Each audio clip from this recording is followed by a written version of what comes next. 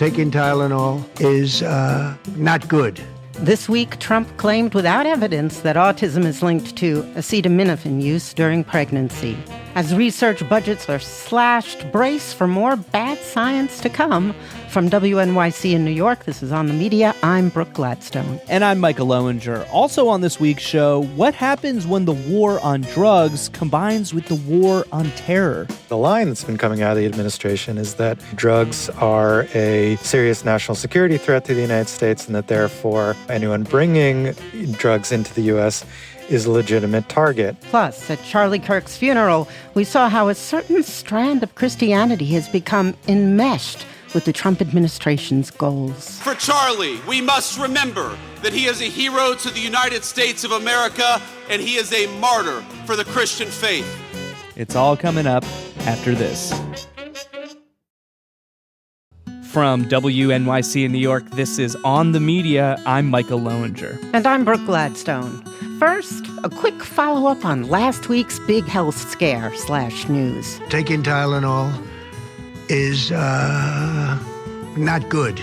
Trump says there may be a link between autism and acetaminophen use during pregnancy. Or, much more likely, maybe not. He drew on evidence that, as the Washington Post put it, is unsettled, disputed, and failed to pass legal scrutiny in U.S. District Court in New York. So, parents desperate for answers will have to make do with bread and circuses.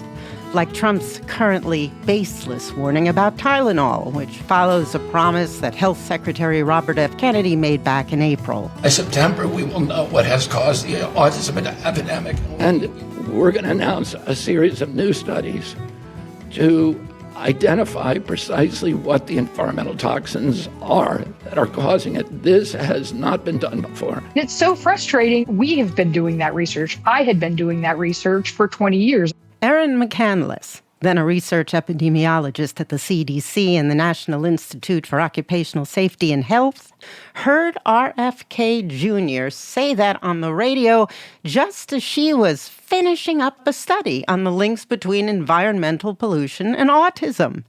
Who knew? These programs now, they have no idea about the science. There's a lot of environmental exposures associated with autism. These are things that consistently come up. Air pollution, metal exposures, pesticides, PFOS and PFAS, solvents, xylene, paint, varnishes, finishes. Around the time that RFK Jr. killed her entire division at the CDC, he allocated $50 million to his new, quote, Autism Data Science Initiative. We had just received our longitudinal data for this project that we had been working on for 20 years. Everybody in my building, except some of the commissioned core officers and contract employees, everybody had been fired. It's really sad and it's upsetting because here's somebody saying, oh, we haven't done this. We need to go back and do this. No, what we need to do is take the work that we've done and keep moving forward with it. But autism research at the CDC is just one area of medical research trampled by MAGA's march to the sea against expertise. The National Institutes of Health abruptly announced it will make cuts to biomedical research funding. It has fired over 1,300 employees and canceled more than $2 billion in federal research grants. Some of those funding cuts affected research that explored race and gender identity. The judge ordered the grants restored. John Tuthill is a neurobiology and biophysics professor at the University of Washington and a grant reviewer at the NIH. John, welcome to the show. Thank you. You're speaking to us from an hour-long break during what you call the study section for the NIH. What is that? So a group of about 30 scientists, faculty from all over the U.S., evaluate proposals from other scientists. We get together several times a year after having read in detail. In this case, it's about 90 grants that people submitted. Each of us reads about 10 grants, and we submit our reviews. And then a few days later, after having read each other's reviews, we get together on Zoom for 2 12-hour days and hammer out our reviews and score all of the grants. The NIH, when it's operating properly, does this every single year, right? Yeah, it's happening constantly. On any given day, there's almost certainly a study section happening on some topic. And the topic that my study section is specifically focused on is sensory motor neuroscience. So like how the brain controls the body, senses the body, things like that. How does it work when it's not operating properly? Well, I think the first preview of how it shouldn't work came last February when all study sections were paused. Each study section needs to be posted on what's called the Federal Register. And so they managed to block all study sections from meeting by just not posting them on the Federal Register to just halt the whole system. And right now, it's actually back to a point where it feels relatively normal. We're meeting again, but fewer grants are getting funded. Some grants are arbitrarily being chosen not to get funded. It's very opaque how our reviews end up getting translated into actual funding of science. In the past, those decisions were made by scientists and administrators at the NIH in a way that was fair and integrated our input on the quality of applications and the quality of the science in an informed way to pick what grants get funded. But now, changes that the administration is using whatever levers they're capable of using to influence which grants are getting funded. That power kind of existed before, but like many of the executive powers, these things hadn't been leveraged in the same way to override what the scientific evaluators like us would opt to have funded. So I'm wondering how these new conditions influenced you and your fellow reviewers in how you rank these applications. I mean, over the next couple days, you'll be discussing more than 90 grants. My experience is that probably about a third to half of the grants I read, this is really amazing science and should be done. But we know that among these 90 grants we're evaluating, only a very small number will potentially get funded because the funding rates have dropped so much going forward into the next fiscal year. Right now, we're still operating on the funding from last year, and they're still managing to kind of gum up the works. Everybody's kind of getting 15 or 20% cuts on grants that are the next year of a grant you already have. And so it's really tough when you're evaluating grants in the back of your mind to know that only 5 or less than 10% of the grants will get funded. It's not something I used to think about that much. It used to be for neuroscience, 20% of the grants we evaluated to get funded. I mean, we'd prefer to have it be 30 or 40% like it is in some other countries. But when it's so low, you can't help but think about how so much of the work we're doing is not going to result in the science actually getting done. From what I understand, though, the Trump administration threatened the 40% budget cut for the NIH, but it's largely walked it back after a court order. Shouldn't the money be flowing into NIH again? In the past week, we've seen a lot of grants funded, but the rate of funding is much lower than it has been in the past. And so why is that? One thing could be that the DOGE cuts to the administrative staff within the NIH has made it really hard to just do the administrative work you need to do to fund the grants. Another possibility is that grants are being withheld because they're flagged for some reason. Programs could be getting canceled, and so they're not funding any grants under this particular program. It's kind of hard to know. People are getting scores back in the top 5% of all the science that has been submitted. The reviewers are saying, this is amazing. Like, this is going to be transformational, and those proposals aren't getting funded. You wrote that, quote, as much harm as a 40% cut to the NIH budget would have on scientific innovation, destroying the peer evaluation system that decides what science is funded would be far worse. Why worse? Well, I think there's two things. One is that the system we've built up for how we choose what science to do is one of the key reasons why U.S. science has led scientific innovation all over the world. It's extremely laborious, but the best way to get effective, groundbreaking science done is to have other scientists decide this is the work that is the most innovative. And yes, you do want people that are able to think outside the box, and there are mechanisms within the review system that allow for that. And destroying that system would, first of all, I think, decrease the quality of science that's being done. And secondly, there is immense potential for waste. So once you start funding poor quality science, that funding is both being taken away from folks who are doing actual really rigorous work, and then it is going to, and it's unclear to me who would be doing this work. But when you see the president of the United States going out and making completely unfounded claims about the relationship between Tylenol and autism, when we as a country are leading the research into the underlying cause of autism, it makes you think, okay, well, if they're making this claim, then could they divert funding to actually support those claims? I mean, they said in the press conference that they're going to fund a bunch of new studies on these links. So who's going to do that work and how is it going to be done? As you mentioned, American science has been at the forefront of almost all major biomedical breakthroughs, at least in our lifetimes, more or less.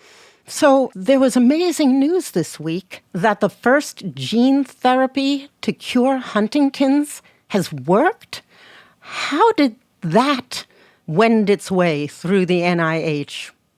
Well, the seeds of that work were planted many decades ago by basic scientists who were studying in a purely curiosity-driven way a tiny nematode, a microscopic worm called C. elegans. People study it because it's so small, and you can see how individual genes influence its development.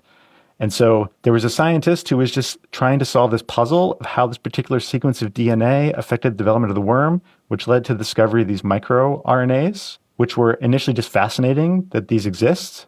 But then it was shown that they also exist in other animals. And eventually we realized, like, oh, these are ubiquitous across all animals. And then somebody decided, oh, these microRNAs, we can actually use them to change gene expression. And then eventually that was applied to mammals and finally translated into humans. And this is an example of a clinical trial that takes a piece of fundamental knowledge figured out by a scientist just studying a little puzzle in their lab and then using it to cure disease. And it feels like when you see this kind of news, oh, scientists, they probably just rolled the dice and came up with a cure and that's how it happens. But it's really building up this tower of knowledge built on the foundation of studying basic biology of the type that's funded by the National Institute of Health and the NSF. And yet it's the kind of thing that if you say it in a congressional hearing, they'll say, what do we need this study into worms? Totally. It is hard for people to understand. I mean, I deal with this when I explain to my family what it is I do for work. When I summarize the research I'm doing, they're like, okay, well, how does that help? Or why are we funding this? And the reality is we don't know how this work is going to be useful. In your transmitter piece, you quoted White House Deputy Press Secretary Kush Desai, who said, quote, paying so-called experts to deliberate bad ideas for hundreds of hours is exactly the kind of waste that DOGE is eliminating. So every year you spend cumulatively 100 to 200 hours reviewing between 35 and 80 grants, and you receive a total of $400 in compensation. You calculated that adjusting for inflation, this amounts to less than half the hourly wage that you earned as a 16-year-old dishwashing prodigy at the, quote, finest Mexican restaurant in Central Maine. Do I have that right? Yes, Buen Appetito, still the finest Mexican restaurant in Central Maine. That said, why do it? I think, like most people, I do it because I believe in what the NIH is funding, and I feel a sense of duty to contribute to the process that has supported the funding of my lab. There are also benefits to doing it. You learn a lot. You're reading people's best ideas. You're seeing how other people talk about science. It makes you a better grant writer. It makes you a better scientist. But fundamentally, the reason I do it is because I feel like I'm part of this system that is working, that is producing scientific innovation, is leading to scientific breakthroughs, and it's my responsibility as a scientist who has benefited from that system to give back to it. What's in it for the Trump administration to try and dismantle the single largest funder of biomedical sciences in the world? Why the sciences anyway? Well, this is very much outside my expertise, but there is clearly a war happening on expertise across the government.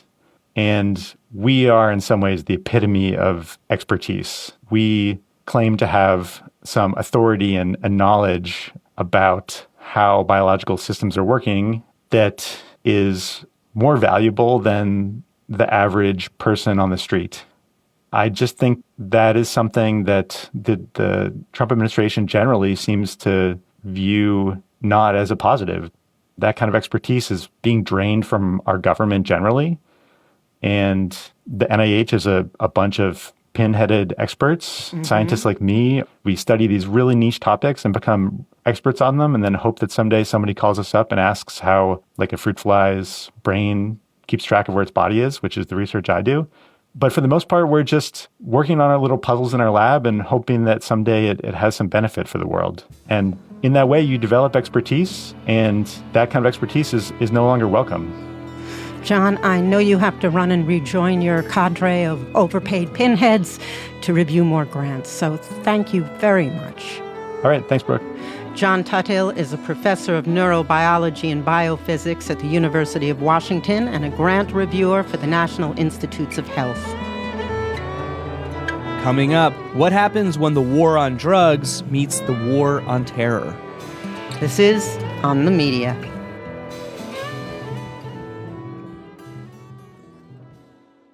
WNYC Studios is supported by Dell Technologies. Introducing the new Dell PC with the Intel Core Ultra processor. It helps you handle a lot, even when your holiday to-do list gets to be a lot. Like organizing your holiday shopping and searching for great holiday deals and customer questions and customers requesting custom things. Plus, planning the perfect holiday dinner for vegans, vegetarians, pescatarians, and the rest of the family's dietary restrictions. Luckily, you can get a PC with all-day battery life to help you get it all done. That's the power of a Dell PC with Intel inside, backed by Dell's price match guarantee. Get yours today at Dell.com/holiday. Terms and conditions apply. See Dell.com for details. Maybe you already know about naked short selling. Maybe you've personally shorted stocks yourself, but do you know about the time short sellers ruined a Super Bowl, basically? For me, I was a little late, but red flags went up like, what is going on? This is really scary. At Planet Money, we get the story behind the money to explain how money works. Listen on the NPR app or wherever you get your podcasts. This is On the Media. I'm Brooke Gladstone. And I'm Micah Loewinger. Another week, another shooting. Right now, law enforcement is investigating a deadly shooting at an immigration facility in Dallas. We know one person was killed and 2 others injured. All 3 had been detained by ICE. Within hours of the attack, the administration began to cede its narrative. FBI Director Kash Patel posted on X a picture of shell casings allegedly belonging to the shooter, featuring the words anti-ICE in all caps, written in what looks like blue marker. Loose notes included a game plan of the attack. He wrote that he intended to maximize lethality against ICE personnel and to maximize property damage at the facility. For what it's worth, the suspect's family told the New York Post that they didn't think he was anti-ICE and that he wasn't a radical leftist. Estranged friends of the alleged shooter told journalist Ken Klippenstein that he was an edgelord with vaguely libertarian politics, a guy who hated both parties and spent a lot of time on 4chan. On Thursday, with the attack as pretext, Trump signed a presidential memorandum outlining a broad plan to use law enforcement and the IRS to target NGOs, funders, and other groups that supposedly incite violence by espousing, quote, anti-Americanism, anti-capitalism, and anti-Christianity. And thanks to your recognition of this and this executive order and the AG's leadership to lead out and prosecute these individuals, we are properly going to chase them down like the domestic terrorists that they are. Terrorism is the word we're hearing more and more these days from the president and his followers to describe an imaginary web of groups somehow responsible for Charlie Kirk's death, to describe the activities of liberal billionaire George Soros and his Open Society foundations, and to describe anti-fascist activism. Posting on social media, I am pleased to inform our many USA patriots that I am designating Antifa a sick, dangerous, radical left disaster as a major terrorist organization. To be clear, there are no laws on the books that allow the president to designate domestic terrorism organizations, nor is Antifa a group. No dues-paying members, no official chapters or central leadership, just another scapegoat, kind of like trans people. We have been on this for years. We have called for the FBI to designate it as a domestic terrorism event, out at what happened with Charlie Kirk. Mike Howell of the Heritage Foundation last week on his podcast repeated the lie that trans people were responsible for Kirk's death. In general, mass violence perpetrated by trans people is very rare, especially compared to cisgender men. And yet, Howell, an architect of Project 2025, has been lobbying the FBI to adopt a new terrorist category, TIVE. Transgender-inspired ideology, violence and extremism. This is a predictable type of domestic terrorism from a predictable source that is incubated, that is built on violence. If combating extremism is a genuine priority for this administration, then why did they fire all those prosecutors and FBI agents who worked on the January 6 cases? Why did they appoint Thomas Fugate as the head of the extremism division at the Department of Homeland Security? He's 22 years old, 1 year out of college, with no evident national security experience whatsoever. Before volunteering for the Trump campaign, his LinkedIn page reportedly explains that his work experience includes, quote, lawn care work around my neighborhood. According to ProPublica, quote, the bulk of his leadership experience comes from having served as Secretary General of a model United Nations club in school. Then there's another terrorism story happening right now outside our borders, in the Caribbean Sea. The U.S. attacked a boat allegedly carrying illegal drugs from Venezuela, killing 11 people on board. President Trump released this video of what is apparently a second strike against a Venezuelan boat that he says was carrying drugs to the U.S. President Trump says the U.S. has now struck 3 drug boats from Venezuela. Do you plan to provide proof that these were narco-terrorists who were on their way to the U.S.? Well, we have proof. All you have to do is look at the cargo that was it's spattered all over the ocean. Big bags of cocaine and fentanyl all over the place. The war on narco-terrorists continues, and President Trump striking another drug boat, killing 3 narco-terrorists. We're hitting them, as you probably noticed, very hard. And we're blowing the Venezuelan narco-terrorists.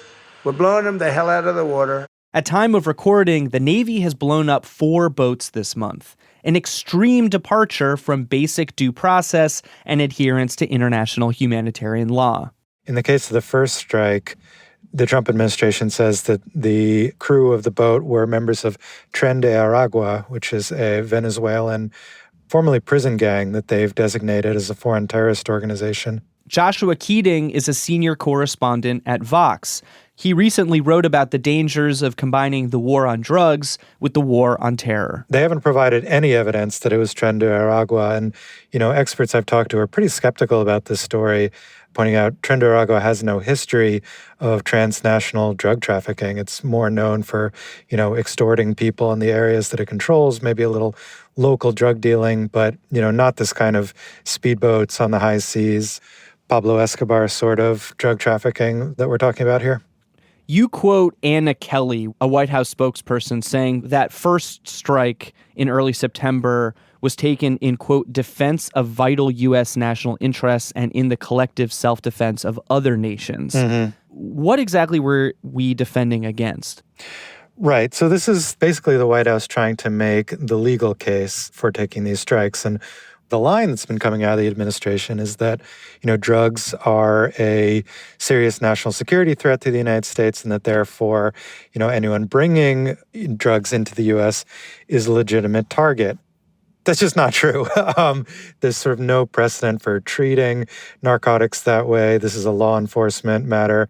And the line coming out of Venezuela is that all this is sort of a prelude to a regime change operation, that the real goal of all this is to overthrow the government of Venezuela. And it should be pointed out, U.S. officials haven't exactly denied that. Yeah, you quoted one U.S. official in your piece saying something like, this was 105% about stopping drug smuggling, but if there were a regime change in the process, no one would complain about that. Yeah, there was sort of similar rhetoric to this, actually, when Israel was bombing Iran recently, and the U.S. sort of joined in those airstrikes. This administration in particular has really been at pains to distance itself from George W. Bush-era Republican foreign policy. Trump constantly attacks neocons and nation builders and globalists. So, I think it would be a pretty big shift even for this administration to come out and sort of openly back regime change. This is something I wanted to ask you about. The United States has invaded or backed coups in Nicaragua, Grenada, Puerto Rico, Cuba, Mexico, Honduras, Brazil, the Dominican Republic, Argentina, Haiti, Chile, Costa Rica, El Salvador, Guatemala, Nicaragua, and Peru. So clearly there's a sort of history and proclivity to all this. Why do you believe then that the Trump administration is unlikely to, say, invade Venezuela?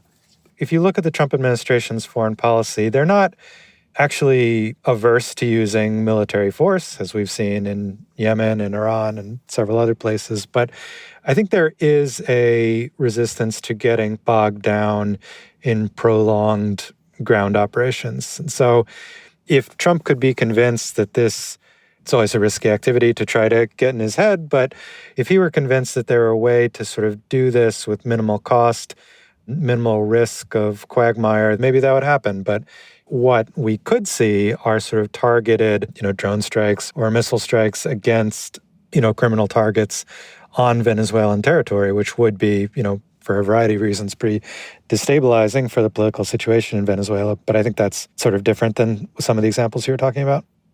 Venezuela aside, in February, Trump signed an executive order designating a list of cartels as, quote, foreign terrorist organizations and specially designated global terrorists. I will direct our government to use the full and immense power of federal and state law enforcement to eliminate the presence of all foreign gangs and criminal networks, bringing devastating crime to U.S. soil, including our cities and inner cities. These are categories also occupied by ISIS and Al-Qaeda. Tren de Aragua was on the list. What does this designation, this executive order, do exactly, legally or otherwise? I think the first thing to point out is what it doesn't do. It's not an authorization for military force. It doesn't give the U.S. military the authority to launch drone strikes or special operations raids or anything else to target these groups. The purpose of these listings is to authorize an array of sanctions and to criminalize financial support for these groups. So that's legally what it does, but I think it's sort of taken on a different political role. The first Trump administration notably listed Iran's Revolutionary Guards as a foreign terrorist organization, and that kind of laid the political path for the drone strike that eventually killed the Iranian general Qasem Soleimani in 2020. So as with a bunch of these things, I think we have to distinguish between the actual legal function of this list, which is more limited in scope, and the political function it serves, which is to sort of indicate a level of how seriously we're taking the threat from this group and the severity of the steps we're willing to take to combat it. As many of us learn in, civics class and in high school or middle school, Congress has the authority to authorize an act of war, which it hasn't in this case. Trump, of course, says he doesn't need congressional authorization. Can you give us a bit of that sort of post 9/11 history that helps explain how we got here? Congress actually hasn't formally declared war since World War II. What you more often get these days are, what are called authorizations for the use of military force. And a notable one was passed, immediately after the 9/11 attacks. And this is what sort of set the legal basis initially for the war in Afghanistan, but ended up being used for attacks against all sorts of groups, including ISIS, which did not exist at the time of 9/11 and actually was itself at war with remnants of Al-Qaeda. Now, they're not justifying the strikes on these drug boats in the Caribbean under the 2001 AUMF. They're using the president's Article 2 powers. Basically, the president has the legal authority to act without congressional authorization to combat a sort of imminent threat to the national security of the U.S. Authorized military force is definitely not designed for something like interdicting a boat carrying a bunch of cocaine through the Caribbean. But in the years that followed 9/11, the idea of sort of using military force outside of declared war zones against, enemies of the United States got sort of normalized to an extent. People got used to the idea that the U.S. could launch a drone strike against an armed group in Somalia or Libya that maybe even wasn't actively planning strikes against the United States. This is the sort of thing that makes it politically possible that even if there really isn't anything in the law, either criminal law or the laws of war, that authorizes them to do this. This week, we saw the Trump administration designate Antifa and the Barrio 18 gang as domestic and foreign terrorist organizations, respectively, even though Barrio 18 was started in the United States and Antifa is not an organization with a central leadership or anything like that. What do you make of these announcements? I think it's another example of how, the kind of politics of the war and terror years live on. As you said, Antifa is not a group. Even if it were, the kind of financial tools that were designed to combat Al-Qaeda or, ISIS or Hezbollah weren't designed for the Tren de Araguas and MS-13s of the world, much less Antifa. But to be clear, the president can't legally designate a domestic group as a terrorist organization. Do I have that right? Yes. No, you do have that right. There's no such thing as a domestic terrorist designation. The FDO is designed for, foreign groups. If legally naming Antifa as a terrorist organization has no teeth, why do it at all? The concern is that it's going to be used to criminalize all sorts of activities, people protesting against ICE raids, in their view, interfering with law enforcement activity, all sorts of forms of what they perceive as disorder or illegal activity can be branded as terrorism and therefore, justify what would normally be considered extra-legal activities. Returning to the drug war side of things, calling people narco-terrorists feels like a way to kind of tap into American fears, rightfully or otherwise, about drugs and terrorism. Why do you think that this administration is so keen to ramp up the rhetoric and military operations here? Well, it's interesting to me anyway that this comes as they've rebranded the Pentagon from the Department of Defense to the Department of War. Some people say, this is a more honest depiction of what they are. But, I think at the same time, if they're doing that while they're expanding the military's activities into areas that are not traditionally military's area of responsibility, I think it raises questions of what they consider war. Are we literally at war with narco-terrorists? Are we at war with American cities? This administration, it's still evolving, and I think it's too soon maybe to totally define it, but I think they are sort of rethinking the purpose of military power. There are so many storylines to keep tabs on right now with this administration. It's frankly head-spinning. Why do you think this drug war in the Caribbean is worth our attention? So I've been interested from the beginning in how this administration approaches the Western Hemisphere. There was a recently circulated national defense strategy that basically put border security and anti-drug missions above countering adversaries like China and Russia, which had been the sort of primary focus, not just of the last administrations, but the last few.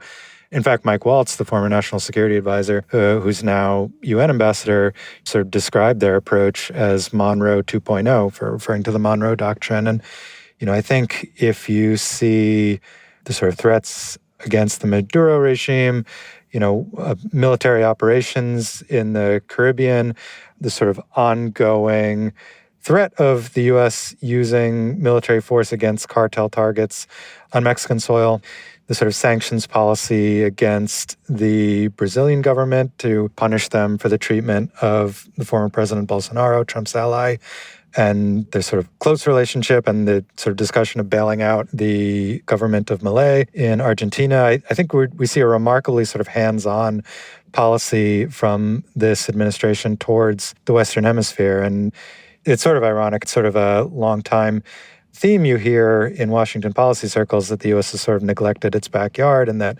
treats Latin America as a backwater. For better or worse, it's not a backwater anymore. It seems to be very much front and center of what they're paying attention to. Josh, thanks so much. Thanks, Micah. Good to be here. Josh Keating is a senior correspondent at Vox covering foreign policy and world news. He's the author of the recent piece, What happens when Trump combines the war on drugs with the war on terror? Coming up, the real meaning of Charlie Kirk's murder in the eyes of God, according to men. This is On the Media. Maybe you already know about naked short selling. Maybe you've personally shorted stocks yourself. But do you know about the time short sellers ruined a Super Bowl, basically? For me, I was a little late, but red flags went up like, what is going on? This is really scary. At Planet Money, we get the story behind the money to explain how money works. Listen on the NPR app or wherever you get your podcasts. This is On the Media. I'm Micah Loewinger. And I'm Brooke Gladstone. Last weekend in Glendale, Arizona, tens of thousands of people attended Charlie Kirk's memorial service, including the president. Our greatest evangelist for American liberty became immortal. He's a martyr now. The vice president. He is a hero to the United States of America, and he is a martyr for the Christian faith. And Kirk's friend, Pizzagate conspiracy theorist Jack Posobiec. On his last day, Moses climbed to the top of the mountain, and he saw the promised land. On his last day, Charlie Kirk was on the top of a mountain, and Charlie Kirk led us there. Since his murder, Kirk has been likened to countless religious figures, even by prominent Christian leaders. I thought, I got to learn about this guy. Cardinal Timothy Dolan, the Archbishop of New York. This guy's a modern-day St. Paul. He was a missionary. He's an evangelist. He's a hero. Conservative outlets reported that Kirk's body was miraculous, repeating the words of a producer for Kirk's mighty youth organization, Turning Point USA, who said he spoke with Kirk's doctor. He said, quote, "It was an absolute miracle that someone else didn't get killed. They did find the bullet just beneath the skin," he says, and even in death, he finishes, that Charlie managed to save the lives of those around him. Because there were all of these different forms of Christianity in America that were looking at admiring Charlie Kirk, all these different forms of Christianity are now processing his death through their theological matrices. People are trying to figure out which pedestal to put him on. Matthew D. Taylor is the senior Christian scholar at the Institute for Islamic, Christian, and Jewish Studies in Baltimore. He's been exploring the phenomenon that was and is Charlie Kirk and his movement. He says Christianity wasn't always a central part of Turning Point USA or of Charlie Kirk's public persona. If you had asked me circa 2018, what are the most influential religious right or even Christian organizations in the country, Turning Point would not have been anywhere on that list. Mm-hmm. Today, it's probably number one. So Christianity was not a prominent feature of Charlie Kirk's conservative advocacy organization, Turning Point USA. But that did change in 2019, right? He met a California pastor named Robert McCoy. Yeah, Rob McCoy, who featured fairly prominently in the memorial service, is a pastor with an evangelical denomination called Calvary Chapel. And McCoy is a pastor of a church called Godspeak outside of Los Angeles, has been very involved in local politics. And he actually was the first church to invite Charlie Kirk to speak there. Godspeak exploded in popularity during the pandemic because he flouted the church closure rules. He also introduced Kirk to the 7 Mountains mandate, which we've spoken about before, but give us a refresher. So the 7 Mountain Mandate is a concept that comes out of charismatic evangelical circles. It's sometimes framed as a strategy for cultural conquest. It's also a prophecy that people believe was revealed by God to a prophet named Lance Wallnau. And the idea is that every society can be divided up into 7 arenas of cultural influence: education, family, religion, government, arts and entertainment, media, business, and commerce. Each of those sectors of society is imagined as a mountain. And in this prophecy, the top of those mountains is either controlled by Satan and the demons or by God and the Christians, and there's no in between. And so the mandate part is for Christians to take over the 7 mountains, to rise to positions of cultural influence, to try to target those specific areas of influence in society, and then to let Christian influence flow down from the tops of the mountain. They'll use democracy if it works for them, but the mandate, which they claim is from God, is for Christians to take over society. Hence this vision of merging religion and politics that resonated with Kirk. He seems also to have had a personal faith awakening. His own descriptions of himself and his life, his family life, shift in that period. Was he dating Erica at the time? And I think they got married in late 2020. And I think that was part of it too. I mean, Erica Kirk very much comes from the world of evangelicalism. She has a JD and a doctorate in Christian leadership from Liberty University. And I think she was piece of his own, at least personal, movement towards faith. I think Charlie Kirk saw in the politics of Rob McCoy, in ideas like the Seven Mountain Mandate, a force within American politics that was not being leveraged to its full potential. And he really leaned into that and really changed the organization, built out this entire new wing called Turning Point Faith with Rob McCoy, and really has built the thing into a behemoth of the religious right in the United States today. You've said that within 4 years, he became one of the most prominent conservative Christian voices. Charlie Kirk was an abortion absolutist. We allow the massacre of 1.5 million babies a year under the guise of woman reproductive health. It is never right to justify the mass elimination or termination of people under the guise of saying they're unwanted. That's how we get Auschwitz. You're comparing abortion to the Holocaust. Absolutely, I am. In fact, it's worse. He was also very deep into anti-trans messaging. And these people are sick, and I don't say that lightly. I blame the decline of American men. The way that McCoy saw it at the memorial, Charlie looked at politics as an on-ramp to Jesus. He knew if he could get all of you rowing in the streams of liberty, you'd come to its source, and that's the Lord. The politics were really the front door. And it was really the thing that drew Charlie Kirk in the first place. I mean, that was what Turning Point was founded as. And the Jesus stuff got added in later. During the memorial, conservative podcaster Benny Johnson specifically compared him to the first Christian martyr, Stephen. Stephen was killed for speaking the truth about Christ, much like Charlie Kirk. The martyr Stephen was the same age as Charlie Kirk when he was martyred.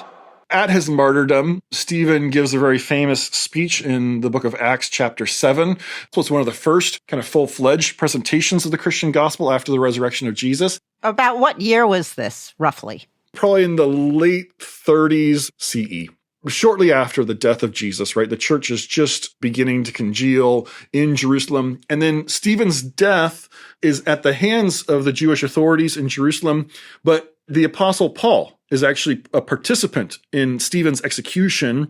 Then later on, of course, he has his own conversion experience and becomes one of the great missionaries and theologians of the Christian tradition. What was the reaction to Stephen's martyrdom?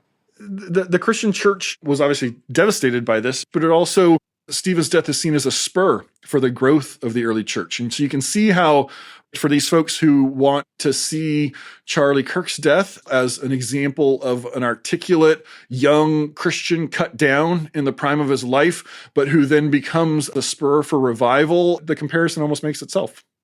The rhetorical frames around martyrdom, they're not just limited to inspiring a lot of conversions. They can also spur some real violence. Yeah, and this is the dual nature of a martyr narrative, right? On the one hand, people like Stephen are seen as models in that they do not provoke, they do not fight back, but instead they accept the persecution, right? And Jesus had taught his followers to bless the persecutors, to love their enemies. So that's the one track. And I think we saw that in Erica Kirk's declaration of forgiveness. My husband, Charlie, he wanted to save young men, just like the one who took his life. That man, that young man, I forgive him. I don't know a Christian who is steeped in the teachings of Jesus who would say that was the wrong choice, right? Jesus taught us to forgive. Now, I think Stephen Miller and Donald Trump and the memorial service really embodied the other side of the martyr narrative. I hate my opponent, and I don't want the best for them. I'm sorry. I am sorry, Erica. But now Erica can talk to me and the whole group, and maybe they can convince me that that's not right, but I can't stand my opponent. The Crusades, that was framed around martyrdom, that godless Muslims or Turks were killing Christians. Yeah, when Pope Urban II proclaims the First Crusade in 1095 CE, his rationale for why Christians need to go and slaughter Muslims and also Jews was that they have devastated the kingdom of God. They are killing our brothers and sisters, our fellow Christians in the East, and we need to go and rescue those Christians. But then again, we also need to take back the Holy Land. We need to take back Jerusalem because it's the city of Jesus, right? And then there's the story of Simon of Trent. And yeah, Simon of Trent was a young man who disappeared in the medieval period, and the Christians blamed the Jews. And this was part of the blood libel idea of Jewish communities secretively drinking the blood of Christian children as part of their ritual ceremonies. And so the disappearance of Simon of Trent leads to pogroms and attacks and becomes part of the conspiracy theory narratives and the vilification of Jews by Christians, right? Because a martyr is both a member of the community who is treasured and valued, but a martyr is also a symbol that can be wielded for great violence. It is one of the most potent forces in the Christian tradition. This is not merely another celebration of life that we witnessed in the memorial or in the collective grieving over Charlie Kirk's death. This is a step change in the role of the religious right in American society, and not just in the United States, but around the globe. For people who are over the age of 45, I think a lot of them had no idea who he was. And so their impressions of him have been formed entirely in this kind of post-mortem moment. But I will say within right-wing politics, and I realize there will be people who find this comparison deeply offensive. I find it a little bit offensive myself, but it is being made widely in right-wing circles.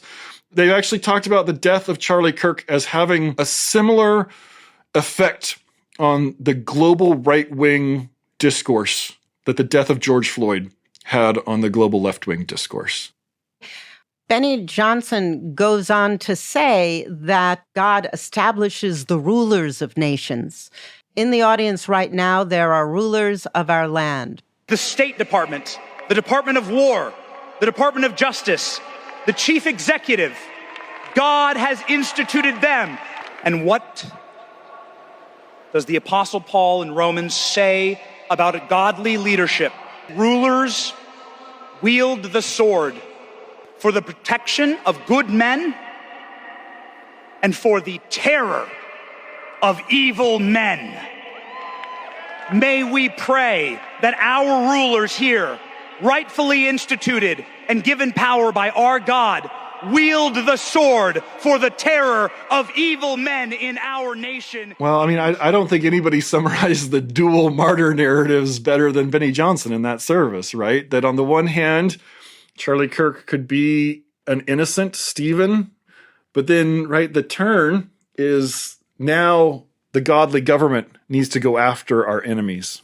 And this takes me to something that the Christian nationalism scholar Bradley Onishi mentioned in his recap of Kirk's memorial. He said that some MAGA factions subscribe to a two kingdoms theology. They believe there's a kingdom of God, and in that kingdom of God, you are going to see God who operates according to peace and justice and love. But there's also the civil kingdom. When it comes to the political realm, the civic realm, it's really about a friend-enemy distinction. It's either you or them. It's either dominate or be dominated. And when it comes to the two kingdoms theology, we want a woman who forgives the man that murdered her husband. And we want a president who's going to hate him enough to execute him. They say openly that hate is a way to love God. When we see a political coalition built around antipathy, aggressive politics, castigating people who disagree with them, fighting with their enemies, when that names itself as Christian and also embraces some of the rhetorical styles and vocabulary of Christianity, it becomes very hard to disentangle those things. And I think Trump has played this dual role for American Christians over the last 10 years. Dual? Isn't he just playing on the second string? No, Donald Trump will sometimes mouth the pieties, especially since the assassination attempt in Butler, Pennsylvania. God saved me so that I could save America. Mm-hmm. Right? That's a message that a lot of American Christians want to hear.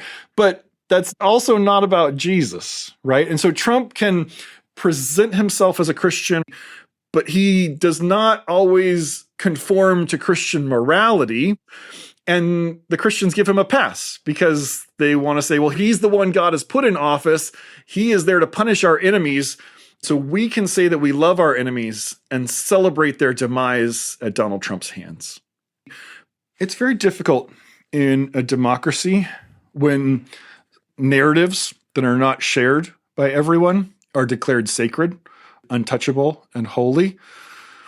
A democracy assumes that there's plurality of views, and democratic systems are there to kind of manage those disagreements and channel them into useful and productive conversations and elections and debates. And I worry that Charlie Kirk's death, the way that has been turned into this attack on free speech, contributes to the polarization of our politics. And I really do worry that it is driving a mass radicalization of Christians around these narratives of persecution. The left is against us, this kind of nefarious and ambivalent signifier of they. It's the dehumanization that concerns me. It is the dehumanization that concerns me as well. It's a cancer that will kill a democracy in the long term. Thank you so much. Thank you, Brooke. Matthew D. Taylor is the senior Christian scholar at the Institute for Islamic, Christian, and Jewish Studies in Baltimore, and he's the author of The Violent Take It by Force, the Christian movement that is threatening our democracy. That's it for this week's show. On the Media is produced by Molly Rosen, Rebecca Clark-Callender, and Candace Wong. Our technical director is Jennifer Munson, with engineering from Jared Paul. Eloise Blondio is our senior producer, and our executive producer is Katya Rogers. On the Media is produced by WNYC. I'm Brooke Gladstone. And I'm Micah Loewinger.